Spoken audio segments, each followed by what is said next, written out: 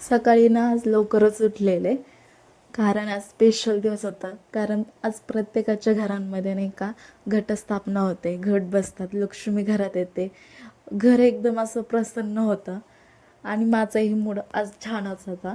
पूजा केली. देवपूजा करताना ना असं प्रसन्न वाटतं, एकदम मन असं शांत वाटतं. खूप छान वाटतं. त्यानंतर मी स्वयंपाक करून घेतला. स्वयंपाकाला आज मटकीची भाजी केली होती आणि चपाती. आणि मला आणि माझ्या सासूबाईंना उपवास होता. मी 9 दिवसांचा नाही उपवास धरीत. कारण नाही का घरामध्ये नाही का कोणीतरी एकाने धरायचा असतो, त्यामुळे माझे सासूबाईच धरतात उपवास. मी फक्त उठता बसता असे अ, पहिल्या दिवशी आणि शेवटच्या दिवशी असे 2च उपवास धरते. मग आधी फराळ केला आणि मग भांडी घासून घेतली आणि मग थोडं बसावं म्हटलं की उठलाच माझा मुलगा. त्याच्या अंगात इतके नखरे आहेत ना, याच्या चेहऱ्या का अजिबातच जाऊ नको तुम्ही.